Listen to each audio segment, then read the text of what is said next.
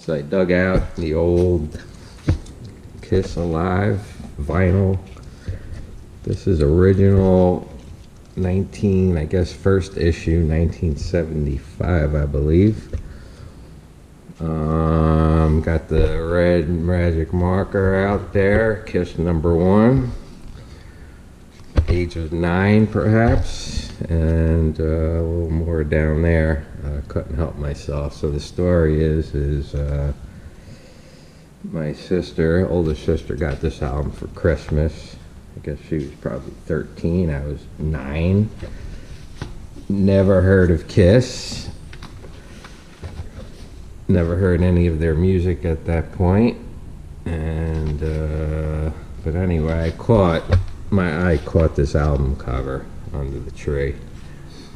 And I had my mindset on getting my hands on this thing and putting it on my record player. My sister, however, had other thoughts. She didn't like me touching her stuff.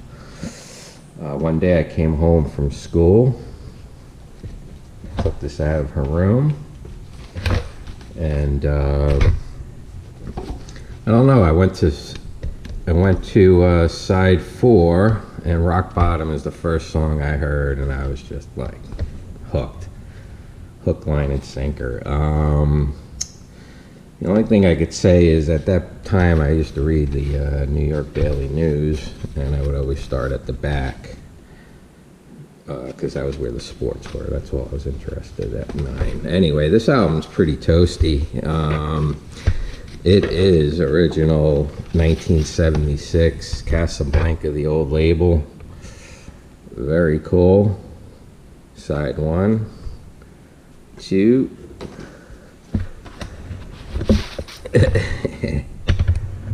Side 3, Watching You. And then this is the first, I don't know, I went right to side 4, man. I'm glad I did. I don't know, Rock Bottom is like one of my favorite Kiss songs. Maybe because I listened to it first, perhaps. Anyway, so that's the vinyl. So what they did is they did, I guess, 3 studio albums, then a live album. That was the same format for Alive 2. That was 3 albums, Rock and Roll Over, or actually Destroyer, then Rock and Roll Over, and Love Gun, and then the live album. These are the only 2 Kiss albums I ever had. In fact, probably only 2 Kiss albums you'll ever need.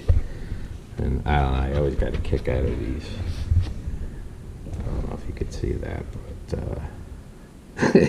the little letters from the band. But Jeans struck me as kind of like a ransom note, and that weird font printing, kind of like a Son of Sam letter to the New York Post. So that's the vinyl. And here's the complete set of the 2001 collector trading cards. I ended up getting 2 complete sets out of that box, barely. One's in a binder. These are numbered 1 through 72.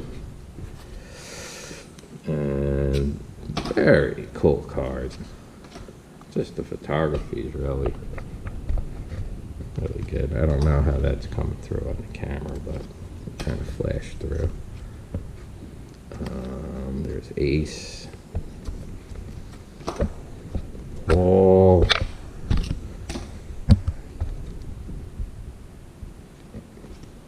Ace. I think Ace was everybody's favorite. I don't know. Mine. Peter, number 2. And Paul, and then I can't even say I ever liked Gene Simmons. Sorry, Gene. Just, I don't know. Never liked you.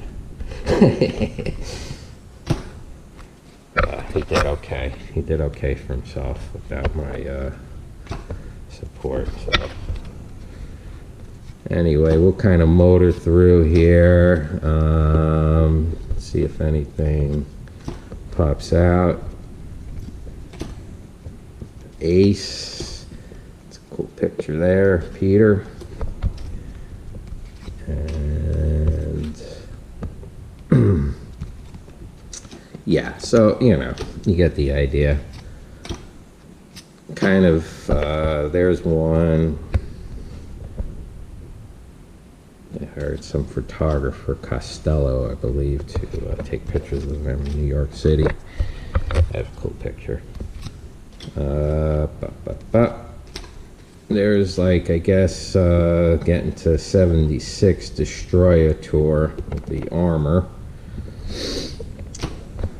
I'll tell you, by the time I was 11, 12 years old, I was done with Kiss. That was after Alive 2, and then I don't know what happened after that. They went kind of disco, but it just wasn't kind of cool anymore. You started getting into other bands, you know, obviously Led Zeppelin, all the 70s bands were big at the time. I was a big Yes fan.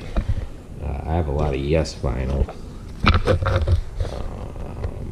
Toll was a good, one of my favorites. All those bands, Aerosmith, even though, I don't know, those guys never really matured. Like, you look at Eric Clapton's career, kind of matured, became I don't know, a normal adult in his 50s, and you look at Steven Tyler running around on the side, I don't know, whatever, to each his own, but I don't know. You can't run around like you're 20-something years old when you're 70-something years old. I'm sorry. We're going to flip through here. Pete singing probably Black Diamond, or I don't think that's Beth. All right. So that's the complete set. 72 cards. It's for sale. I'd part with that for like $10. And then these are cool. There's too many of these. According to this, there's 25 of these at least. I guess that's all their albums. There's album A1. There, A. Yeah, A. At least 25. I don't know if that's their last album, but how cool is that? Alive 3, and I don't know anything after Alive 2, so this is all kind of mystery albums to me. Kiss Alive 2. That's, again, original first issue. Whenever this came out, I think I got it around Christmas, maybe for Christmas.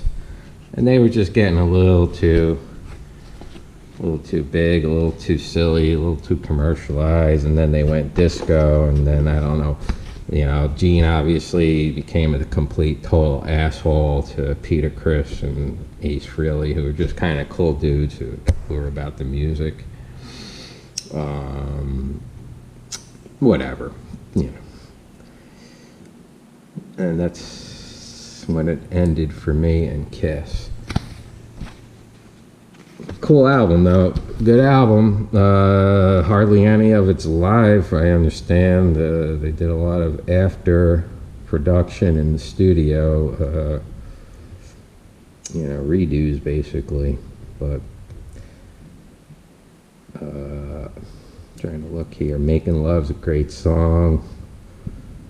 King of the Nighttime World is kind of a cool, typical classic Paul Stanley song with that, just kind of like, you got the rhythm guitar, him singing, and a drum playing like a quarter beat or something.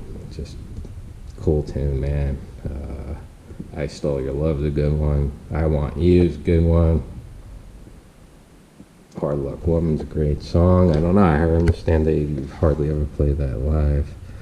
Anyway, all right, that's it.